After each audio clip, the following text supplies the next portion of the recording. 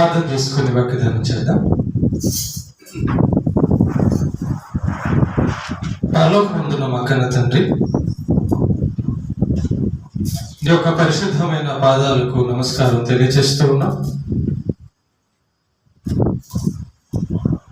మరొక దినాన్ని మాకు అనుగ్రహించినందుకు స్తోత్రాలు. నీ పక్షాన నీవు నిలబెట్టుకున్న నీ దాసునైనా నేను అల్పజ్ఞుడను, పాపిని, నిష్ప్రయోజకుడను, కేవలం నీ ప్రేమ చేత, నీ కృప చేత నీవు నిలబెట్టావు.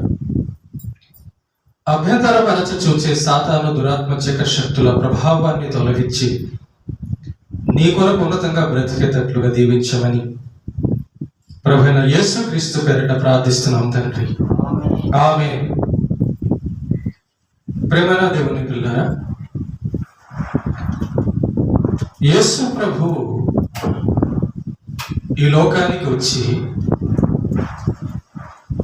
ఎన్నో స్వస్థతలు చేశాడు. చనిపోయిన వారిని ఎంతో మందిని తిరిగి లేపాడు, ఆహారం ఇచ్చాడు, డబ్బులు కూడా ఇచ్చాడు. అయితే యేసు ప్రభు కేవలం డబ్బులు ఇవ్వడానికి, అన్నం పెట్టడానికి, ఆరోగ్యం ఇవ్వడానికి మాత్రమే రాలేదు. ఇంతకు మించి ఒకటి ఉంది. అదేంటంటే దేవుని రాజ్యం. దేవుని రాజ్యం, పరలోక రాజ్యం, శాశ్వతమైన రాజ్యం, ఎప్పటికీ బాధ రానటువంటి రాజ్యం. ఆ రాజ్యాన్ని గురించి చెప్పడానికి, ఇవ్వడానికి ముఖ్యంగా వచ్చాడు భూమి మీదకి. చూడండి, భూమి మీద మనం ఉన్నవన్నీ అనుభవించాలనుకుంటాం, కానీ ఒక రోజున ఆ ఉన్నవన్నీ, సంపాదించినవన్నీ కూడా విడిచిపెట్టి వెళ్ళిపోతాం. బంధుమిత్రులను అయితేనేమి, మన దేహాన్ని అయితేనేమి, మనం సంపాదించిన ఆస్తులనైతేనేమి ఒకరోజు ఖచ్చితంగా విడిచిపెట్టి వెళ్ళవలసిన పరిస్థితి భూమి మీద. అందుకే మానవుడి యొక్క చివరి క్షణంలో చనిపోయేటప్పుడు బాధ. ఎందుకు బాధ అయ్యా అంటే విడిచిపెట్టడం. కనుక ఏ మానవుడికి కూడా మరణం అంటే ఇష్టం లేదు. ఏ మానవుడికి కూడా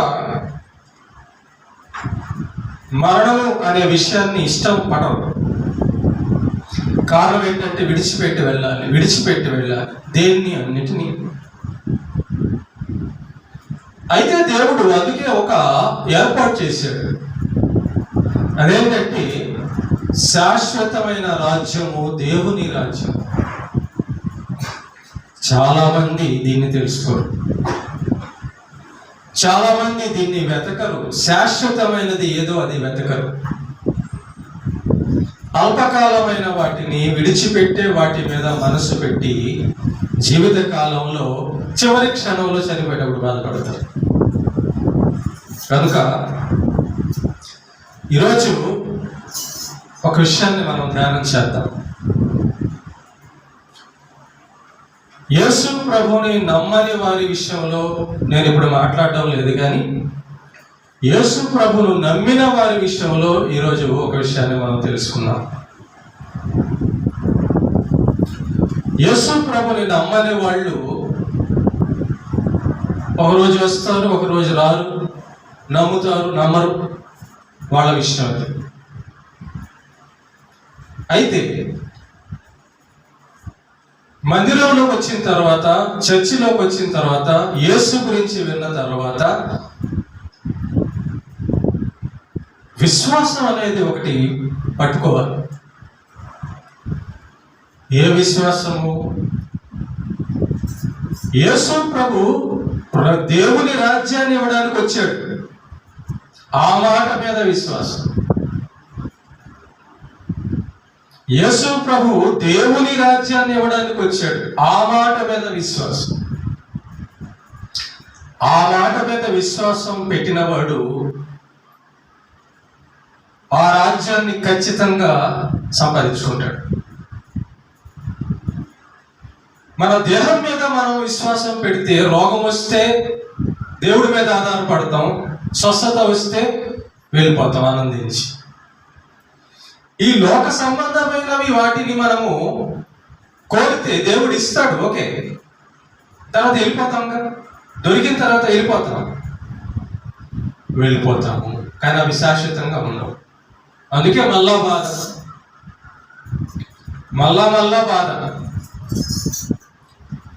ఏదైతే పోదో, ఏదైతే మన దగ్గర నుంచి పోదో దాన్ని ఇవ్వడానికి వచ్చాడు యేసయ్య. అది ఆయన చెప్పే స్వర్తమానము. దేవుని రాజ్యము సమీపించి ఉన్నది కనుక మారు మనసు పొందుడి. మత్తయి సువార్త 4వ అధ్యాయంలో ఉంటాయి. ఏం తెచ్చాడంట ఆయన ఏం చెప్పడానికి వచ్చాడంట? దేవుని రాజ్యము. మానవుల రాజ్యము 5 సంవత్సరాలు ఒక ముఖ్యమంత్రి ఉంటాడు, దేవుడు తీసుకెళ్ళిపోతే మధ్యలో అది కూడా క్యాన్సిల్ అయిపోతుంది. కానీ దేవుని రాజ్యమట, దేవుడుండే రాజ్యమట, దేవుడు పరిపాలించే రాజ్యమట, అది ఎప్పటికీ శాశ్వతమట. మానవ రాజ్యంలో చూడండి, పింఛన్లు, ఉద్యోగాలు, రకరకాలు, ఇవన్నీ హంగులు, ఆర్భటాలు.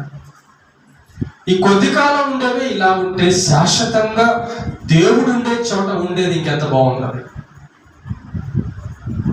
కనుక ముఖ్యంగా యేసు ప్రభు వచ్చింది ఆ మాట కోసం, అది ఇవ్వడం కోసం.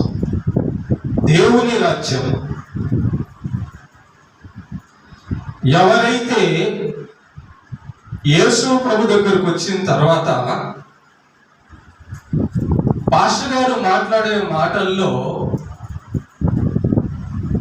దేవుని పట్టుకుంటారో వాళ్ళ జీవితం అలా ఉంటుంది.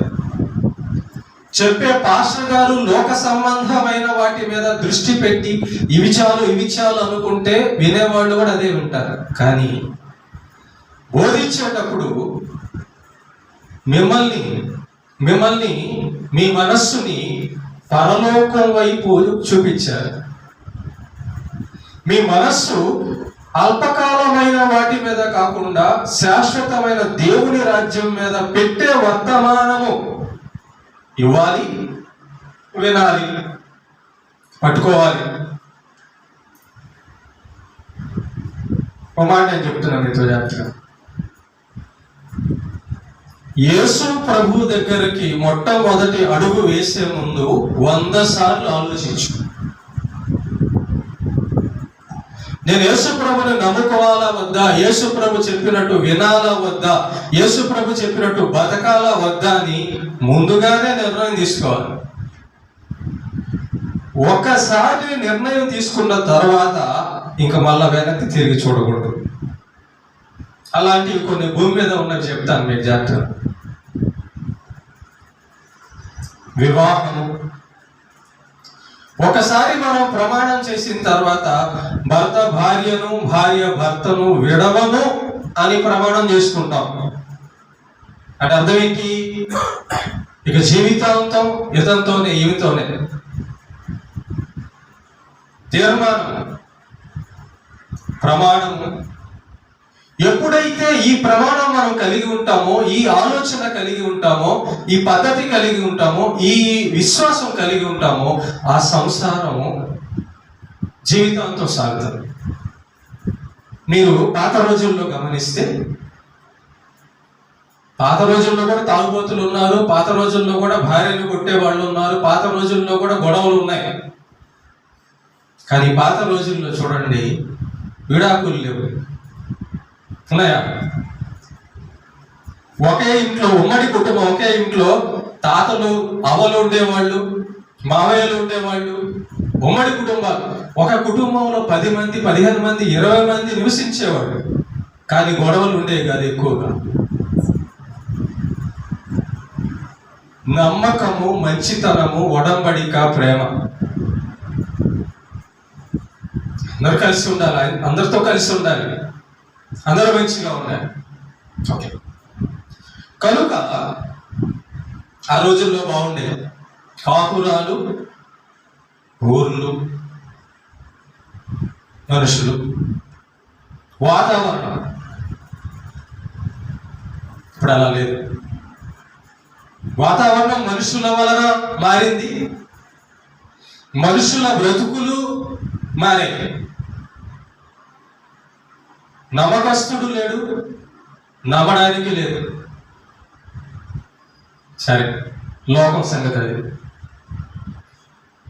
యేసు ప్రభుని నమ్మే ముందు ఒకసారి మనం ఆలోచించాలి, ఈయన నమ్మొచ్చా నమ్మకూడదు, ఈయన చెప్పినట్టు వినాలో వద్దా. నమ్మకూడదు అనుకో, ముందుగా నమ్మవాక, నమ్మిన తర్వాత ఇంక వదలవాక. ఆ పాఠాన్ని ఈరోజు మీకు నేను నేర్పించాలనుకుంటున్నాను. యేసు ప్రభు భూమి మీదకి వచ్చి చెప్పిన మొట్టమొదటి మాట, నేను దేవుని రాజ్యము గురించి చెప్పడానికి వచ్చాను అన్నాడు. రైట్, బాగుంది. సరే, యేసు ప్రభు శాశ్వతమైన మరణం లేని, రోగాలు లేని, బాధలు లేని, ఎటువంటి ఇబ్బందులు లేనటువంటి దేవుని రాజ్యం గురించి ప్రకటించడానికి వచ్చాడు. దేవుని రాజ్యం గురించి ప్రకటించిన తర్వాత మరి ఆ రాజ్యంలోకి వెళ్ళాలంటే ఎలా వెళ్ళాలి, ఏ విధంగా వెళ్ళాలి, ఎలాగా ఆ శాశ్వతమైన గొప్ప రాజ్యాన్ని మనం సంపాదించుకోవాలని దేవుడు నిర్ణయించాడంటే, ఎవరైతే ఆ మాట వింటారో, ఏ మాట? దేవుని రాజ్యంలోకి వెళ్ళాలన్న మాట, పరలోక రాజ్యంలోకి వెళ్ళాలన్న ఆ మాట ఎవరు వింటారో, విని ఎవరు నమ్ముతారో, ఎవరు నమ్మి దాన్ని సంపాదించుకోవడానికి ప్రయత్నిస్తారో వాళ్ళు మాత్రమే విశ్వాసులు, వాళ్ళు మాత్రమే పరలోకానికి చేరతారు. ఈ క్రమంలో బైబిల్లో వచ్చి ఒక భక్తుడి గురించి నేను మీకు నేర్పిస్తాను. ఈరోజు మనం ధ్యానం చేద్దాం, ఒక భక్తుడి గురించి ధ్యానం చేద్దాం. ఆ భక్తుడు ఆరోగ్యం కోసం వచ్చాడా, డబ్బు కోసం వచ్చాడా, దేవుని రాజ్యం కోసం వచ్చాడా? చాలా మంది యేసు ప్రభుని నమ్ముకున్న తర్వాత వెనక్కి తిరిగిపోయిన పాస్టర్లని నేను చూశాను. ఈయన వద్దు, యేసు మాకు వద్దని చెప్పని వెనక్కి తిరిగిపోయిన పాస్టర్లను చూశాను నేను. కారణం ఏమంటే దేవుని రాజ్య ప్రయాణములో ఎన్నో ఇబ్బందులు, ఎన్నో సమస్యలు, ఎన్నో అవమానాలు, ఎన్నో నిందలు, ఎన్నో కష్టాలు, ఎన్నో రకరకాల ప్రమాదాలు ఉంటాయి. యేసు ప్రభు ఏమన్నాడంటే, దేవుని రాజ్యము సమీపించి ఉన్నది, మారు మనసు పొందుడి. మారు మనసు పొందడం అంటే ఈ లోకానికి అలవాటైనటువంటి మనస్సు దేవుడు చెప్పే విధంగా మలచుకోవాలి. కష్టమే అది. ఈ లోకంలో మనకి ఏం అలవాటైంది? అంత సుఖమే అలవాటైంది, అంత సంతోషమే అలవాటైంది. కానీ ఆ దేవుని రాజ్యాన్ని సంపాదించుకోవాలంటే, ఆ దేవుడు ఉండే లోకానికి వెళ్ళాలంటే, ఈ లోకంలో ఉన్న మనసు ఏదైతే ఉందో దాన్ని వదులుకొని ఇంకొక మనస్సును మనం సంపాదించుకోవాలి. ఆ మనసులోకి వస్తేనే కానీ ఆ రాజ్యము పోలేదు. ఏంటా మనస్సు? ఒక భక్తుడు గురించి మీకు చెప్తాను. అపోస్తల కార్యము 9వ అధ్యాయము 1 నుంచి 19 వచనాల లోపల చూస్తే, పౌలు అనేటటువంటి ఒక భక్తుడు కనబడతాడు. అపోస్తలుడైన పౌలు అనేటువంటి ఒక భక్తుడు కనబడతాడు. ఇతడు ముందు జీవితం ఏంటంటే, యేసు ప్రభుని ఎవరైతే నమ్ముతున్నారో వాళ్ళందరినీ చంపడం ఇతని ముందు జీవితం. యేసు ప్రభుని ఎవరైతే నమ్ముతున్నారో వాళ్ళందరినీ హింస పెట్టడము ఇతని ముందు జీవితం. ఇతని ఆలోచన ఏంటంటే, యేసు ప్రభు దేవుడు కాదు, ఇతని నమ్మకం ఏంటంటే యేసు ప్రభు దేవుడు కాదు.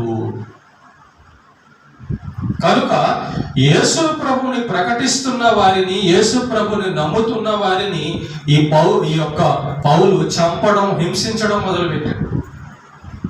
ఆ వ్యక్తి గురించి ఈరోజు మన పాఠం. ఆ వ్యక్తి జీవితంలో నుంచే దేవుని రాజ్యానికి ప్రయాణం. చూడండి ఎలాంటి వ్యక్తి, ఎలాగా మారుతున్నాడు, ఎలాగయ్యాడు, ఏం చెప్తున్నాడో మనకి.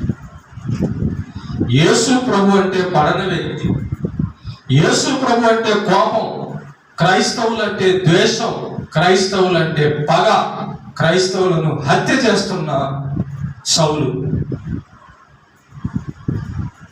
కానీ ఇతనికి దేవుడు అంటే భయం ఉంది, దేవుడు అంటే నమ్మకం ఉంది. యేసు ప్రభు దేవుడు కాదని అనుకుంటున్నాడు, యెహోవా ఒక్కడే దేవుడు అనుకుంటున్నాడు. యెహోవా యేసుక్రీస్తును పంపించలేదు అనుకున్న క్రమంలో ఈ పనులన్నీ చేస్తున్నాడు. రైట్. ఒకరోజు దమస్కు అనే పట్టణానికి, అక్కడ క్రైస్తవులు ఉన్నారు, యేసు ప్రభుని నమ్ముకున్న వాళ్ళు ఉన్నారని తెలిసింది తనకి, దమస్కు అనే పట్టణంలో. అప్పుడు ఏం చేశాడంటే ఆ ప్రాంతపు అధికారుల దగ్గర ఒక పత్రం, ఒక కాగితం రాపించుకున్నాడు. ఏమని? ఇదిగో ఆ ఊర్లో క్రైస్తవులు ఉన్నారు, వాళ్ళని చంపడానికి నాకు రాసివ్వండి హక్కు అని అధికారుల దగ్గర కాగితం రాపించుకున్నాడు. ఆ అధికారులు కూడా వీడి మైండ్ కలవలే, ఇతని మైండ్ కలవలే. కాబట్టి ఆ అధికారులు కూడా ఏం చేశారంటే, సౌలు నువ్వు వెళ్ళి క్రైస్తవులు చంపేస్తావా? చంపేస్తా. అయితే ఇదిగో సంతకం పెట్టి మీకు రాసిస్తున్నావు, ఆర్డర్ ఇస్తున్నావు, వెళ్ళి చంపేసి. ఆర్డర్ తీసుకున్నాడు. ఆర్డర్ తీసుకొని తనతో పాటు కొంతమందిని పెట్టుకొని గుర్రం మీద ఎక్కి బయలుదేరాడు దమస్కు పట్టడానికి, క్రైస్తవులను చంపడానికి, యేసును నమ్ముకున్న వారిని చంపడానికి. ఇంకొంచెం దూరంలో, కంటి చూపు దూరంలో దమస్కు పట్టణం వచ్చేస్తుంది. ఇంకా కొంచెం దూరం ఉందనంగా, కొద్ది దూరంలో చేరిపోతాననంగా భయంకరమైనటువంటి ఒక వెలుగు ఒకటి అతన్ని కమ్మింది ఆకాశం నుండి. ఎప్పుడైతే ఆ వెలుగు అతన్ని కమ్మిందో, ఆ వెలుగును చూసేసరికి ఇతని కళ్ళు తట్టుకోలేక, రక్త మాంసముల కళ్ళు కదా, రాయి కాదు, లేకపోతే ఇనుము కాదు కదా, ఆ వెలుగుకి కళ్ళు పోయాయి. గుర్రం మీద స్వారీ చేస్తున్నాడు, స్పీడ్గా వెళ్తున్నాడు, చంపాలన్న ఆతృతతో వెళ్తున్నాడు. ఎంతమంది దొరుకుతారో, ఎన్ని తలకాయలు దొరుకుతాయో నాకు ఈరోజు నా కత్తికి అన్న ఆలోచనతో, ఆతృతతో వెళ్తూ ఉన్నాడు స్పీడ్గా. ఆ స్పీడ్లో వెళుతున్నప్పుడు ఒక వెలుగు అతన్ని తాకిందండి. ఆ వెలుగును చూడంగానే కళ్ళు పోయి, స్పీడ్గా వెళ్తున్నాడు కదా గుర్రం మీద, పడిపోయాడు. అంతే, కింద పడిపోయాడు. గుర్రం మీద నుంచి కింద పడిపోయి కళ్ళు పోయాయి. ఆ వెలుగుకి తౌడుకుంటున్నాడు. ఇంతలో ఒక స్వరం వినబడింది. ఏమని వినబడింది? సౌలా సౌలా, నీవేళ నన్ను హింసించుచున్నావని తనతో ఒక స్వరము పలుకుట విన్నాడు. ఆ వెలుగులో నుంచి ఒక స్వరం వచ్చి వినబడుతుంది. సౌలా సౌలా, నన్ను ఎందుకు హింసిస్తున్నావు అని చెప్పి అన్నప్పుడు అతడు మాట్లాడుతున్నాడు, కళ్ళు లేవు కానీ మాట్లాడుతున్నాడు. ప్రభువా, నీవెవడవని అతడు అడుగా ఆయన, నేను నీవు హింసించుచున్న యేసును అని చెప్పాడు. కళ్ళు లేవు, వింటున్నాడు. అంతే, వింటున్నాడు, స్వరం వింటున్నాడు. మనం ఎలాగైతే ఇప్పుడు స్వరం వింటున్నామో, దేవుని మాట వింటున్నామో, అలాగా మాట విన్నాడు. వెలుగు చూశాడు, కళ్ళు పోయింది, కానీ ఆ వెలుగులో ఉన్న యేసును అప్పుడు చూడలేదు, స్వరం వింటున్నాడు. సౌలా సౌలా, నన్ను ఎందుకు హింసిస్తున్నావు అన్నాడు.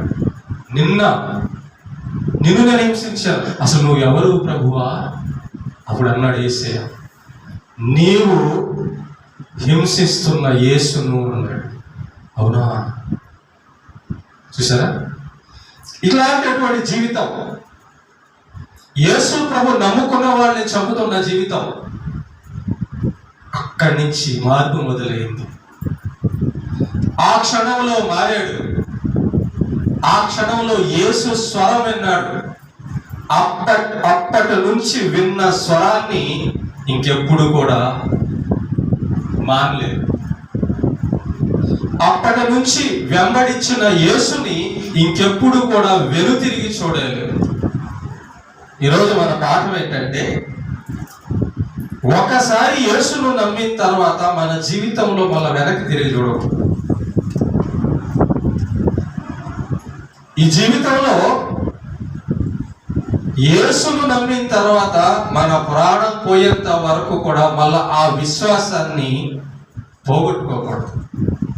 చూద్దాం, మన జీవితంలో ఎన్నో కష్టాలు, నష్టాలు, ప్రమాదాలు, ఇబ్బందులు, రోగాల సమయంలో మనం ఏం చేస్తున్నామంటే సనుక్కుంటున్నాము, గొనుక్కుంటాము, మానేస్తాము, ఆరాధన ప్రార్థన మానేస్తాము, దేవుని మీద కోప్పడతాము, దేవుడికి కోప్పడేటట్టుగా నడుచుకుంటాము.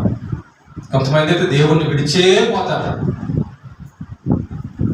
కానీ ఈ సౌలు గారి జీవితంలోంచి పౌలుగా మారిన భక్తుడి జీవితంలోంచి చూద్దాం. స్టార్ట్ అయింది అక్కడ ప్రయాణం, విశ్వాస ప్రయాణం. యేసుని నమ్మడం ప్రారంభమైంది. ఇంకంతే. ఆ రోజు నమ్మకం అనే పునాది పడింది యేసు ప్రభు మీద.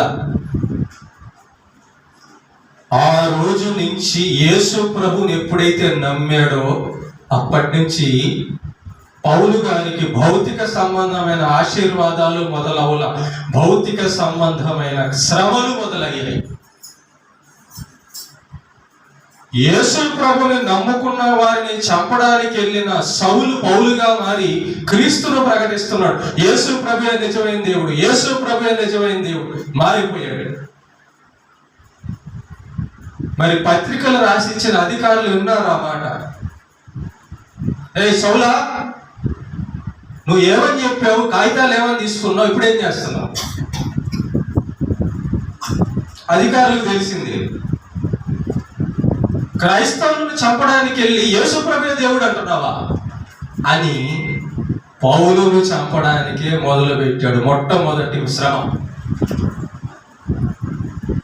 యేసు ప్రభు దేవుడని ఎప్పుడైతే మొదలు పెట్టాడో ప్రకటన, అక్కడ మొదలైంది పౌలు గారికి ప్రాణహాని.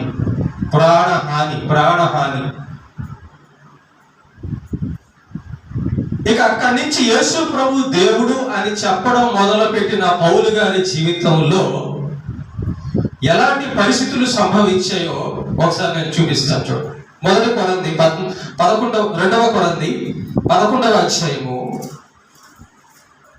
23 నుంచి చదువుతున్నాను.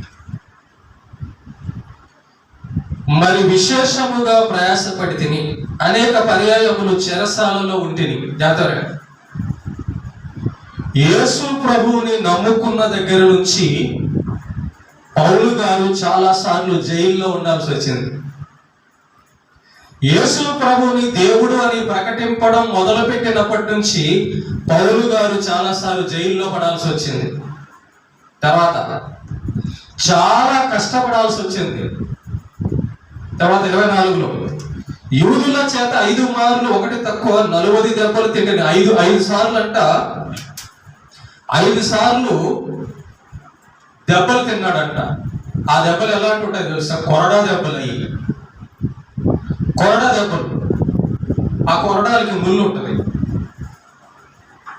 యేసు ప్రభుని ఒక్కసారే కొట్టారు, పౌలుని 5 సార్లు కొట్టారు.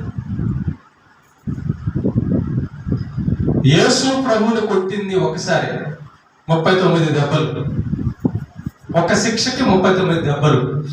ఒక్కసారి ఆ కొరడా గాని వీపు మీద పడితే దానికి ముళ్ళు ఉంటాయి చివర. అది వీపుకు తగులుకొని లోపల గుచ్చుకొని లాగేటప్పుడు ఆ వీపు దగ్గర ఉన్న మాంసం మొత్తం చీరుకొని వచ్చేస్తాం. అలా 5 సార్లు. 5 సార్లు దెబ్బలు తిన్న యేసు ప్రభుని విడవలేదా? విడవలా. తిరుగు చూడని విశ్వాసం పౌలు గారిది. వెను తిరిగి చూడని. యేసు ప్రభు దగ్గర అడుగు వేసాడు, మళ్ళీ అడుగు తిప్పాల అంతే. 5 సార్లు దెబ్బతిన్నాడంట. తర్వాత అనేక మారులు ముమ్మారు బెత్తములతో 3 సార్లు బెత్తాలతో కొట్టారంట యేసు ప్రభు దేవుడు అని చెప్తున్నారు. యేసు ప్రభుని నమ్ముకున్న తర్వాత ప్రాణహాని మొదలైంది. యేసు ప్రభు దేవుడు అని చెప్తున్నప్పుడు 5 సార్లు కొట్టారు. యేసు ప్రభు దేవుడు అని చెప్తున్నందుకు 3 సార్లు బెత్తాలతో కొట్టారు. చూడండి, కానీ యేసు ప్రభుని వదల్లా. ఇంకా తర్వాత ఒకసారి రాళ్లతో కొట్టబడి రాళ్లతో కొట్టారంట. యేసు ప్రభు నమ్ముకున్నందుకు, యేసు ప్రభుని ప్రకటిస్తున్నందుకు రాళ్లతో కూడా కొట్టారంట. ఏమైపోతుంది ఆ దేహం, ఏమైపోతుంది అతని ఆరోగ్యం, కానీ విశ్వాసం మాత్రం వెనుదిరిగి చూడడం లేదు. యేసు దగ్గర నుంచి వెళ్ళిపోవడం లేదు. అనేక పర్యాలు జైల్లో వేసిన, 5 సార్లు కొరడ దెబ్బలు కొట్టినా, 3 సార్లు బెత్తాలతో కొట్టినా అడుగు వెనకబడ్డంలా.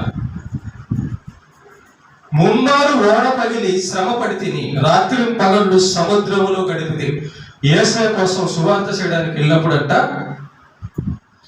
3 సార్లు ఓడ పగిలిపోయిందంట. సముద్రంలో రాత్రి పగలు ఉండాల్సి వచ్చిందంట. చూసారా, ఒక గంట నీళ్ళలో ఉండాలంటేనే మనకు చాలా ఇబ్బంది. రాత్రి పూట, పగలు పూట. అలాంటిది రాత్రి పగళ్ళు నీళ్ళల్లోనే ఉండిపోవాల్సి వచ్చింది. ఓడ పగిలిపోయింది. యేసు ప్రభు కోసం చెప్పడానికి వెళ్తున్నాడు, ఓడ పగిలిపోయింది. రాత్రి పగలు నీళ్ళలో ఉండాల్సి వచ్చింది. ఎవరో ఆ దారిన వెళ్ళే ఓడ వచ్చేవాళ్ళు వచ్చేదాకా అక్కడే రాత్రి నిలబడాల్సి వచ్చింది నీళ్ళల్లో. అయినా వెనుదిరగని విశ్వాసం. అయినా యేసు మీద నమ్మకం పోలేదు, పోగొట్టుకోలేదు. ఇంకా చూద్దాం. అనేక పర్యాయములు ప్రయాణముల్లోనూ, నదువలనైన ఆపదల్లోనూ, దొంగల వలనైన ఆపదల్లోనూ, నా స్వజనుల వలనైన ఆపదల్లోనూ, అన్యజనుల వలనైన ఆపదల్లోనూ, పట్టణముల ఆపదల్లోనూ, అరణ్యముల ఆపదల్లోనూ, సముద్రముల ఆపదల్లోనూ, కపట సహోదరుల వల్ల ఆపదల్లోనూ ఉన్నాడు. యేసు ప్రభు గురించి విశ్వాసంతో ప్రకటిస్తున్న సమయంలో ప్రయాణాల్లో ఇబ్బందులు, ఛార్జీలు ఉంటాయో ఉండవు, తిండి దొరికిందో దొరకదు. అడవిల్లో వెళ్ళాల్సి వచ్చింది. అడవిల్లో జంతువుల వలన ప్రమాదాలు. అడవిల్లో వెళ్ళాల్సి వచ్చింది. నీళ్లు దొరక్క ఇబ్బందులు, దొంగలు. దేవుడి కోసం ప్రకటించడానికి వెళ్తుంటే ఏదైనా డబ్బులు పెట్టుకుంటే, ఏదైనా అన్నం పెట్టుకుంటే, ఏదైనా బట్టలు పెట్టుకుంటే ఆ రోజుల్లో ఆ డబ్బులు, ఆ తిండి కూడా దోచుకొని వెళ్ళిపోయేవాళ్ళు దొంగలు. అయినా కూడా వెను తిరగలేదు విశ్వాసంలో. ప్రేమను ఏమంటున్నారా? ప్రయాసముతోనూ, కష్టములతోనూ, తరచుగా జాగరణముతోనూ, ఆకలి దప్పులతోనూ, తరచుగా ఉపవాసములతోనూ, చలితోనూ, దిగంబరత్వంతోనూ ఉంటిని. మనకు అన్నం ఉండి, ఇంట్లో బియ్యం ఉండి ఉపవాసం అని మానేస్తాం. దేవుడి కోసం నువ్వు వెళ్తుండగా, యేసు ప్రభు కోసం సువార్తకు వెళ్తుండగా నీకు అన్నం దొరకదు, చూసావా? అది ఉపవాసం.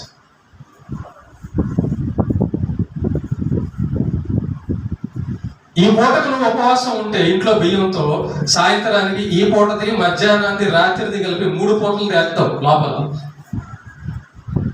అంతేనా కదా? అంతేనా కదా?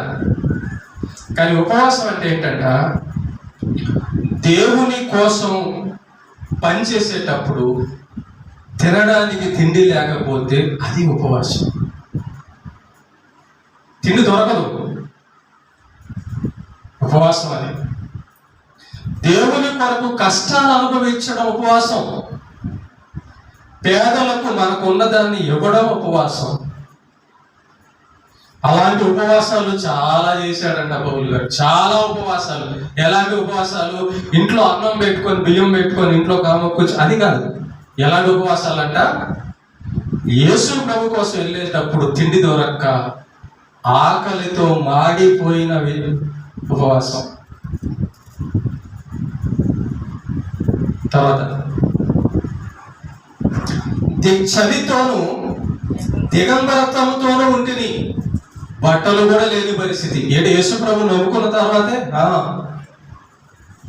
యేసు ప్రభు నమ్ముకున్న తర్వాత పౌలు గారికి దరిద్రత వచ్చిందా? అవును. యేసు ప్రభు నమ్ముకున్న తర్వాత పౌలు గారికి ప్రాణాపాయం వచ్చిందా? అవును. యేసు ప్రభు నమ్ముకున్న తర్వాత పౌలు గారికి అనారోగ్యం కూడా వచ్చింది, తెలుసా? కళ్ళు పోయిన ఈ సమస్య, చూపు తగ్గిపోయింది. తర్వాత మళ్ళా దేవుడు ఇస్తాడు. అనారోగ్యం వచ్చింది, కడుపు జబ్బు వచ్చింది, సమస్య వచ్చింది. ప్రార్థన చేశాడు ఏసేకి, కానీ ఏసే తీలా. ప్రేమన్న దేవుని బిడ్డలారా, ఎందుకు ఇంత కష్టం అనుభవించాడు పౌలు గారు? ఎందుకు ఈ శ్రమలు అనుభవించాడు? ఎందుకు ఈ ప్రాణాపాయ పరిస్థితుల్లో ఉన్నాడు అని అంటే, వెనుతిరిగి చూడని విశ్వాసం పౌలు గారిది. ఏంటా వెనుతిరిగి చూడని విశ్వాసం అంటే, దేవుని రాజ్యాన్ని సంపాదించుకోవాలి. అపోస్తల కార్యం 14:22 చదువు. అపోస్తల కార్యము 14వ అధ్యాయము 22వ వచనం.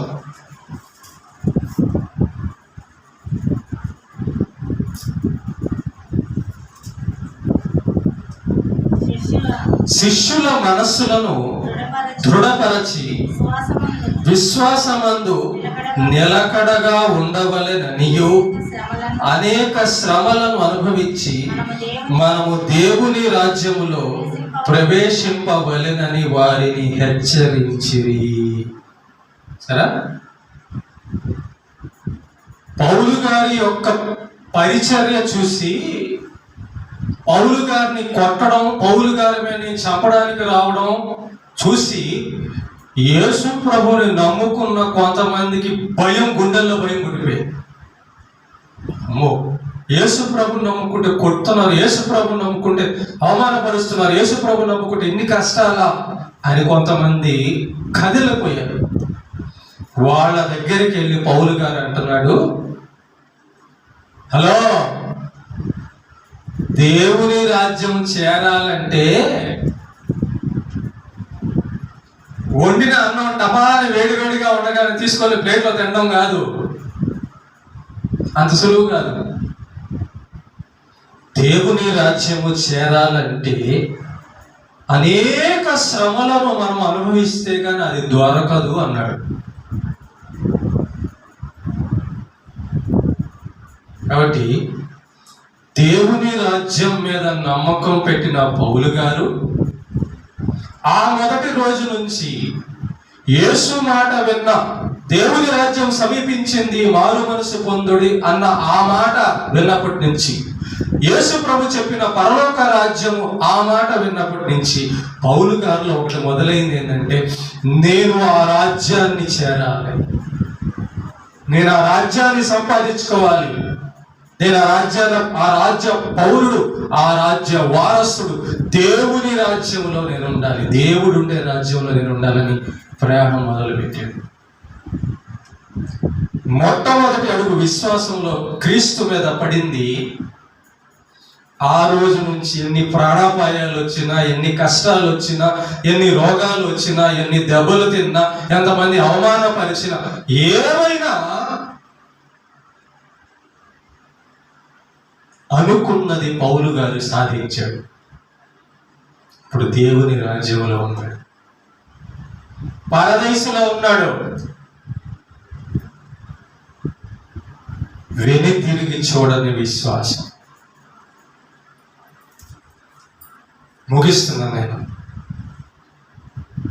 ఈ లోకంలో అల్పకాలమైన వాటి మీద మనస్సు పెట్టి దేవుని రాజ్యం వైపు ప్రయాణం మర్చిపోతే, దేవుని రాజ్యానికి సిద్ధపాటు కలిగి ఉండకపోవడం ప్రమాదం. ఈ పౌలు గారి యొక్క జీవితంలో మనం చూడాల్సింది ఏంటంటే, మొట్టమొదటి నుంచి చివరి వరకు కూడా ఎన్ని కష్టాలు వచ్చినా, ఎన్ని నష్టాలు వచ్చినా, వెనుతిరగని విశ్వాసము. అంటే ఆయనే ఒక మాట అన్నాడు, యేసు ప్రభు అన్నాడు, పౌలు గారు కూడా అన్నాడు. ఏమన్నారు? మీరు దేవుని రాజ్యం చేరాలంటే సులువు కాదు, మీరు దేవుని రాజ్యం చేరాలంటే చాలా కష్టపడాల్సి వస్తుంది. మరి అవును, అంతేగా. అలాంటి గొప్ప రాజ్యం ఊరికి ఎట్లా దొరుకుతుంది? చెడిపోయిన మన మనస్సుని దేవునిలో పెట్టుకోవాలి. కనబడేవన్నీ మనకి అట్రాక్ట్ చేయకుండా వాటిని వదులుకోవాలి, తాత్కాలికంగా ఉంచుకోవాలి. కనుక మనుషులతో సమస్య, మన దేహంతో సమస్య, కుటుంబంలో సమస్య, రకరకాల పరిస్థితులు, సాతాను యొక్క శోధన, వీటన్నిటిలో నుంచి ఎన్నో శ్రమలు, కష్టాల జీవితం. అయితే మనం ఏమని నమ్మాం? దేవుని రాజ్యం, దేవుని రాజ్యం చేరాలని క్రీస్తు ద్వారా. క్రీస్తునందు విశ్వాసం ఉంచితే, ఆ విశ్వాసము చివరి వరకు ఉంటే ఎలా ఉంటది? కదలకపోతే ఉంటది. ఎలా ఉంటది? కష్టాలకు నిలబడితే ఉంటది, పౌల్లాగా. కాబట్టి ఎలా సిద్ధపడగలం దేవుని రాజ్యానికి? ఏమైనా కదలకుండా మెదలకుండా దేవుని మీద ప్రార్థన, వాక్యము, నీతి, విశ్వాసంలో ఉంటే, అది అంటాడు నిలకడ, విశ్వాసంలో నిలకడ. పౌలు గారి దగ్గర మనం నేర్చుకోవాల్సింది విశ్వాసంలో నిలకడ, నిలబడ్డం. బండ మీద కట్టబడిన ఇల్లులాగా విశ్వాసంలో మనం నిలకడైతే, ఏ విశ్వాసంలో? నేను దేవుని రాజ్యం సంపాదించుకోవాలి, నేను దేవుని రాజ్యం సంపాదించుకోవాలి, నేను దేవుని రాజ్యం సంపాదించుకోవాలి. ఒక చిన్న ఉదాహరణ చెబుతా. పోలీస్ ట్రైనింగ్ ఉద్యోగం కావాలంటే ముందు పరుగు పందెం పెడతారా? ఆ పరుగు పందెంలో చాలా దూరం పరిగెత్తాలి, స్పీడ్గా పరిగెత్తాలి, అందరికంటే ముందు పరిగెత్తాలి, వందల వేల మంది పరిగెత్తాలి. అప్పుడు నేనే ఎలాగైనా ఆ ఉద్యోగాన్ని సంపాదించుకోవాలని పరిగెత్తేవారు ఉంటారు. అలా పరిగెత్తాలి. పౌలు గారు అంటారు, ఈ పరుగు పందెంలో నేను గెలిచాను, నా విశ్వాసాన్ని కాపాడుకున్నా, నిలబెట్టుకున్నాను అంటాడు. కాబట్టి పౌలు గారి దగ్గర మనం నేర్చుకోవాల్సింది ఏంటంటే, ఆయన భక్తి జీవితంలో నుంచి ఫస్ట్ రోజు నుంచి చనిపోయే రోజు వరకు కూడా వెనక్కి ఒక స్టెప్ పడలా, వెనక్కి ఒక అడుగు పడలేదు. అందుకే దేవుడు పౌలు గారిని అంత గొప్ప భక్తుడుగా బైబిల్లో రాపించాడు, వాడుకున్నాడు. ఒక మాట చెప్పనా? బాగా పనిచేసే వస్తువుని మనము బీరువా లోపల పెట్టేస్తామా? ఏం చేస్తాం? వాడతాం. బాగా పనిచేసే వస్తువుని బాగా వాడతాం. బాగా వాడామంటే అది బాగా పనిచేసిందని, బాగా పనిచేస్తే దాని గురించి చెప్పుకుంటాం. ఇదిగో ఈ బండి కొన్నాను నేను, బాగా వాడాను, బాగా పనిచేసింది. ఈ వస్తువు కొన్నాను నేను, బాగా వాడాను నేను, బాగా పనిచేసింది. ఈ పౌలు గారి గురించి యేసు ప్రభు చెప్పిన మాట ఏందో తెలుసా? పౌలు నా సాధనం అన్నాడు, నా వస్తువు లాంటోడు అన్నాడు. ఎంతగా అడిగిపోయాడో, ఎంతగా కరిగిపోయాడు, ఎంతగా వాడబడ్డాడో ఒకసారి ఆలోచించాడు. కాబట్టి ప్రేమని దేవుని, మనము దేవుని రాజ్యం మీద విశ్వాసం పెట్టాం. మనము దేవుని రాజ్యం సంపాదించుకోవాలని విశ్వాసం పెట్టాం. ఆ దేవుని రాజ్యం వెళ్ళే లోపల ఎన్ని తగులుతాయి? పౌలు గారు ఒక్కడికేనా? ఆయనే అంటున్నాడు, మనము అనేక శ్రమలను అనుభవించి దేవుని రాజ్యం. మనము అంటే నేను ఒక్కడే కాదు, పౌలనే నేను ఒక్కడే కాదు, మీరు కూడా శ్రమ అనుభవించారు. ఎందుకంటే సాతాను మిమ్మల్ని కూడా వదలడు. ఈ లోకంలో మీకు కూడా ఆకలి దప్పులు, ప్రమాదాలు, అవమానపరిచేవాళ్ళు, నిందించేవాళ్ళు, కొట్టేవాళ్ళు ఉంటారు. కాబట్టి మనము అనేక శ్రమలు అనుభవించి దేవుని రాజ్యము చేరాలి. మనం ఏం విన్నాం అంటే దేవుని రాజ్యం గురించి విన్నాం. మనం దేవుని సంపాదించుకోవాలంటే దేవుని రాజ్యం సంపాదించుకోవాలి. కాబట్టి దేవుని రాజ్యంలో అడుగు పెట్టే వరకు విశ్వాసంలో వెనక్కి అడుగు పడకూడదు. ముందుకే